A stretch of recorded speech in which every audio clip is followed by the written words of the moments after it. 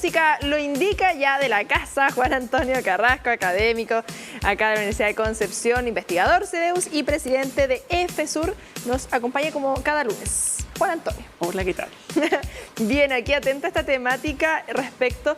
Hemos ido abordando de diversas aristas el transporte y esa es la idea, buscar soluciones, buscar más alternativas, ver qué está pasando afuera y ver lo que está pasando en nuestro país para ir acorde a esto. La tecnología, cómo viene a jugar un rol clave también en torno a esto, porque lo más cercano y que constantemente se exige de la ciudadanía es la electromovilidad, también con una componente desde lo sustentable, desde las comunidades y que protegen lo medioambiental, pero también de lo que tiene que ver con mejor sistema de transporte. Exactamente. Bueno, la tecnología obviamente que siempre ha estado presente en los modos de transporte, sistemas de transporte, pero yo creo que ahora estamos teniendo una revolución tecnológica con muchos modos de transporte nuevos, tecnologías nuevas. Y yo creo que ahí el desafío es cómo nos adaptamos a ella y cómo, en vez de hacerlo al revés, digámoslo, de que tenemos la tecnología y después vemos qué hacer con ella, es qué queremos hacer con ella. Y en ese sentido la electromovilidad tiene cosas positivas, algunas no tan positivas, y yo creo que esa es la conversación importante. Sí, bueno, electromovilidad, que estamos a la espera también de estos buses eléctricos, lo que hay en torno a esto. De hecho, hace unos días atrás estuvo este congreso de bioenergía y tuvimos acá la oportunidad de hablar con algunos exponentes, expositores en torno a esta temática, porque muchas veces como que nosotros no nos damos cuenta de lo que tenemos. Sí hemos ido avanzando, claro, a nivel central, quedan regiones, pero se están haciendo algunos tipos de avances en torno a eso. Ya no es algo como imposible o impensado. No, para nada. Y fíjate que uno se imagina la electromovilidad con los automóviles, pero lo que hemos avanzado mucho en Chile, primero tiene que ver con los buses. Próximo año, todo mediante, se vienen buses eléctricos en la combinación con el biobús. Hacia finales del próximo año vamos a tener alrededor un poquito más de 20 vehículos que van a tener electromovilidad de buses combinados. Entonces, y Chile ha hecho una apuesta grande respecto a la electromovilidad. Probablemente junto con Colombia son de los únicos países latinoamericanos que tienen muchos buses eléctricos. Lo otro que ha sido súper potente a producto de este congreso es el empezar a experimentar en vehículos de carga. De hecho, estamos ahora en Concepción en un experimento bien interesante que está haciendo Conecta Logística, que es una corporación de derecho privado que juntó a proveedores de camiones eléctricos con algunas empresas, y se está haciendo un experimento con 3 o 4 camiones de distinto tamaño para ver cómo funcionan en el reparto en Concepción. Hubo una experiencia el año pasado en Santiago, ahora en este mes, de hecho, está haciendo la experiencia en Concepción. La idea es recolectar datos, ver la experiencia de los operadores y de hecho disponibilizar incluso para las universidades, para investigadores, para poder ver cómo funciona eso, porque no son solamente los autos, sino que es el transporte público de buses, y también la carga puede tener un rol súper clave con la electromovilidad. Sí, sabes que cuando hemos abordado el tema en particular de electromovilidad, insisto, como que siempre se veía algo lejano, pero lo tuvimos tan cerquita con los scooters. Así es, no, claramente.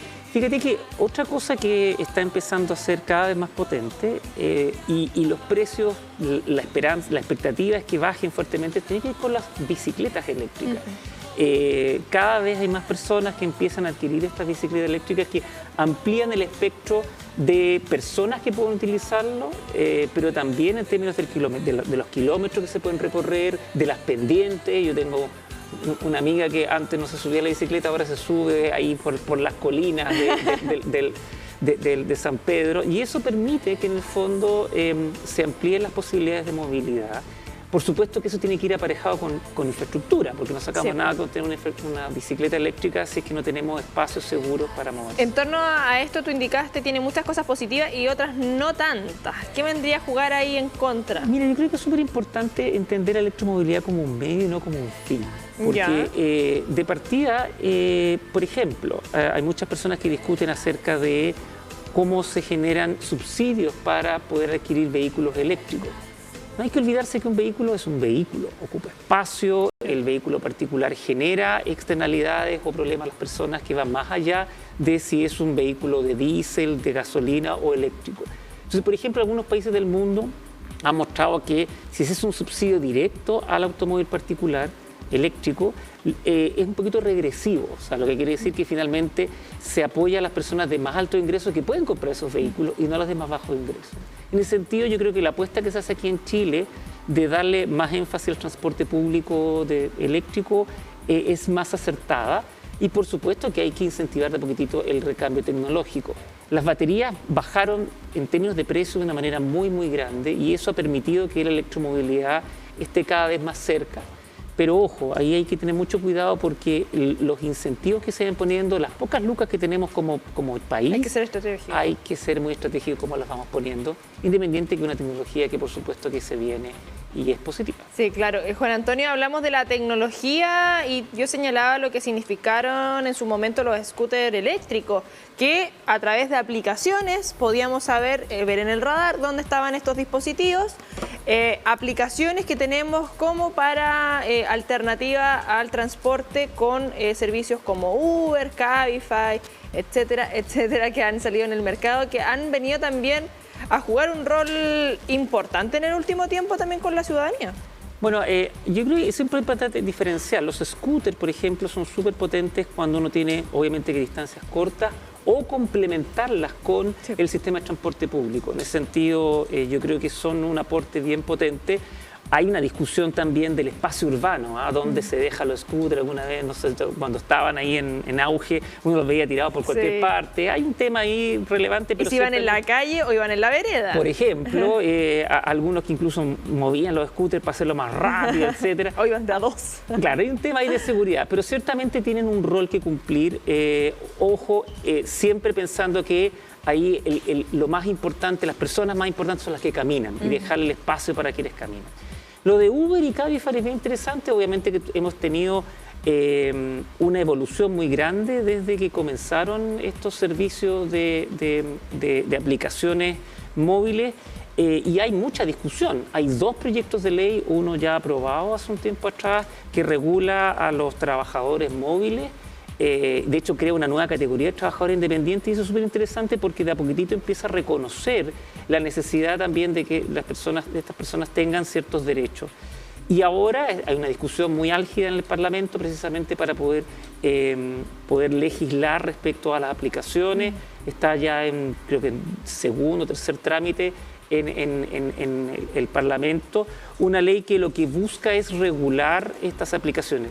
No es nada de fácil, hay países que no lo han logrado, la mayoría de hecho, pero yo creo que es importante porque por una parte estas aplicaciones presentan oportunidades relevantes, pero también tienen que estar en un contexto de un sistema de transporte público mucho más complejo que tenemos en nuestras ciudades. Claro, algo que en su momento recuerdo cuando recién llegaron este tipo de aplicaciones, venían evidentemente por el tema económico. Estábamos hablando que Chile era otro Chile, había menos vehículos los que tenemos ahora y haciendo la comparativa a lo que pasa acá en Concepción. Recuerdo en Santiago yo tomé los primeros Uber que llegaron y era típico, o sea, uno se subió a un Uber en Santiago que era más masivo de lo que había acá y los conductores contaban, no, yo renuncié a mi trabajo porque me hice el mes pasado 1,5 millones. Y dijo, y trabajaba ni la mitad de la jornada que estaba en la oficina, llego a mi casa, salgo, me doy una vuelta. Fue un boom, fue un furor y los vehículos, o sea, el trayecto era mucho más expedito. Llegó un colapso también eso. Hay más vehículos en calle, hay más conductores. Bueno, actualmente como está también los precios de los combustibles, muchas veces no sale tan a cuenta porque algunos decían, sí, prefiero andar en Uber o en estas aplicaciones porque entretener un auto, estar pagando patente, lo que significa, pido esto, me sale a la larga, mucho más conveniente. Y tengo la libertad de que no me preocupo de que si tengo que beber, etcétera, etcétera. Mira, como todas las estas cuestiones tienen cosas positivas y negativas, yo creo que el desafío que tienen las autoridades, pero nosotros como comunidades también, que usuarias, es cómo logramos lo mejor de ellas. Porque es cierto lo que tú dices, tienen una gran ventaja en términos de poder desincentivar el uso del automóvil. De repente uno va a una fiesta, a algún lado, se toma unos copetes y puede irse tranquilo. La dificultad que tiene Uber y Cabify es que todavía no reflejan el costo total que genera un servicio como este. Y entonces ahí hay un proceso de evolución relevante en términos de, por ejemplo, la calificación que tienen que tener los choferes. De hecho, el proyecto de ley ahora está impulsando a que las personas puedan tener una licencia profesional, lo que es muy difícil, ¿eh? El proyecto de ley habla de 18 meses. Los actuales trabajadores de estos servicios móviles dicen que eso es muy difícil, lo casi imposible. Hay un tema de costos que se va a empezar a sincerar.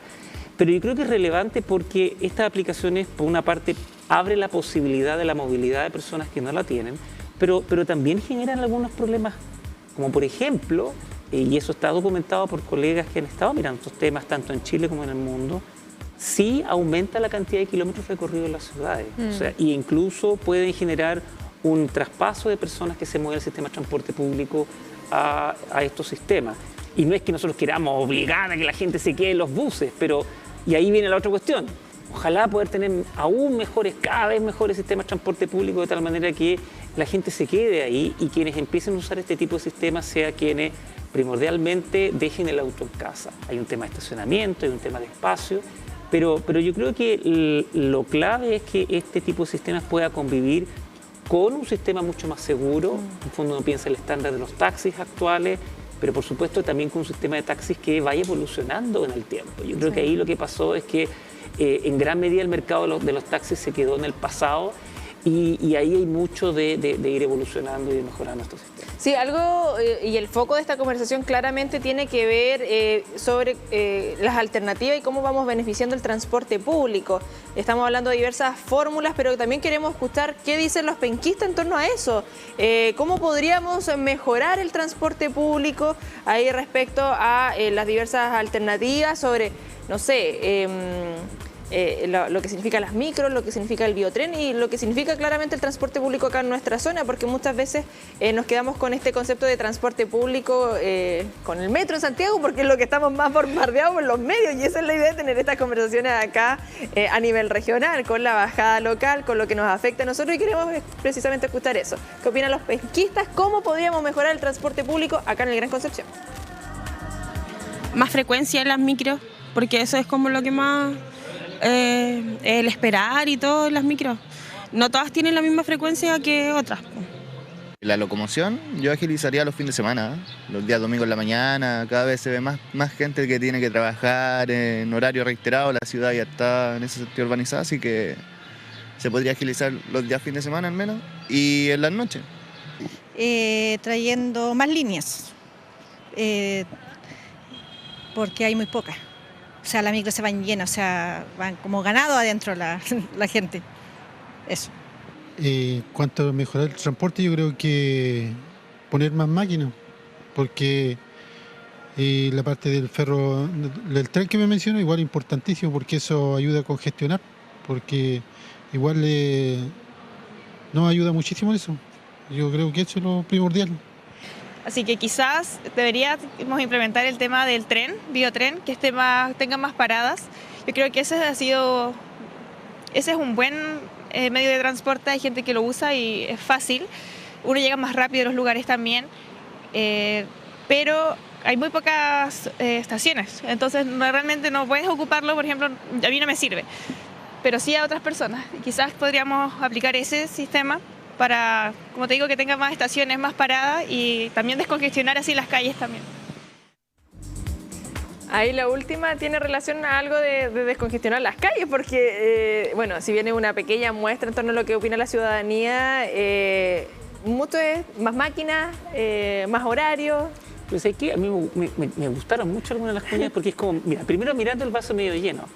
La gente quiere más transporte público. Sí, no dice, yo quiero el auto, andar más en auto, más rápido o carreteras más... No, la gente en general quiere y desea más transporte público. Entonces, en ese sentido, hay un desafío bien potente, pero que también tiene que ver con necesidades que actualmente vemos en el sistema de transporte público y hablamos de buses y el biotren, en particular en nuestra región, en nuestra zona.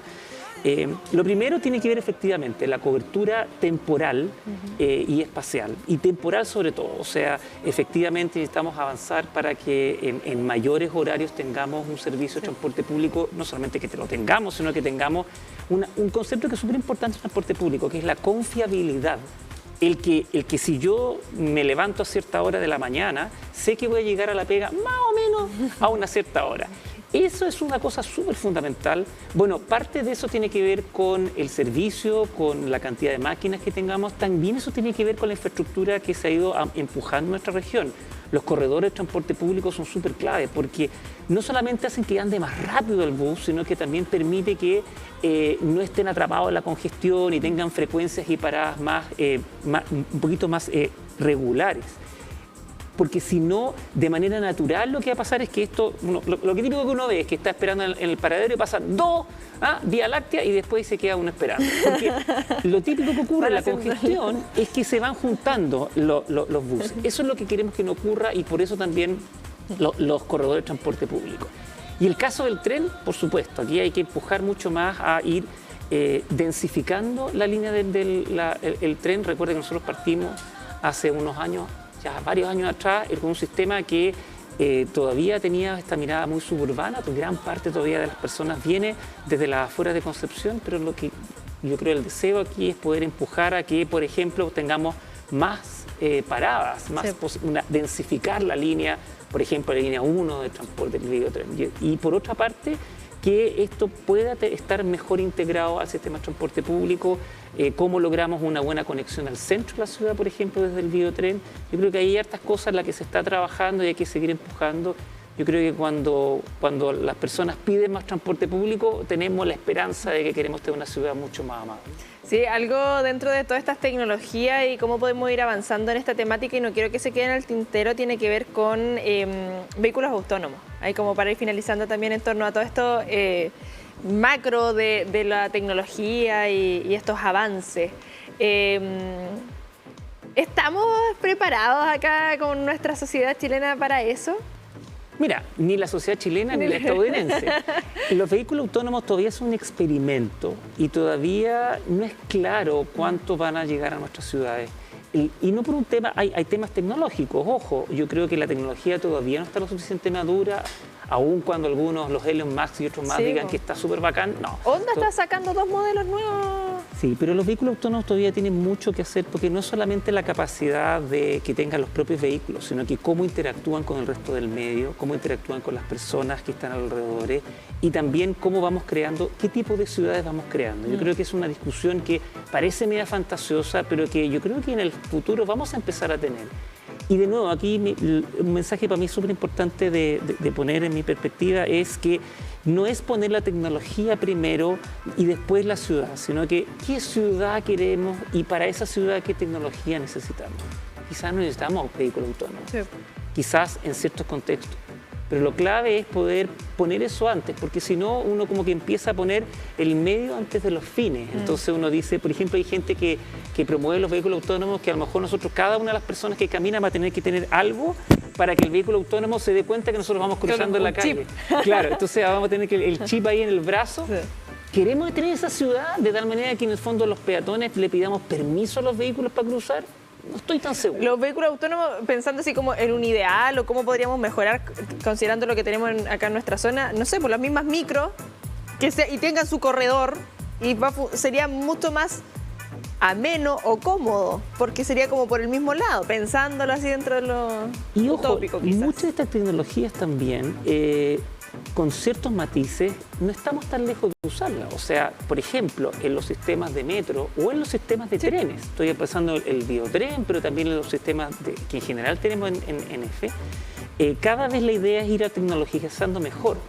No para que no haya ahí un maquinista, sino que para que ese maquinista tenga las capacidades tecnológicas de mayor seguridad. Y esa es una cuestión que efectivamente hay mucho que hacer, que implementa una cierta autonomía y una mayor seguridad, y por supuesto que para allá queremos avanzar. La pregunta es cuándo, cómo vamos segregando, cómo vamos generando una mejor ciudad.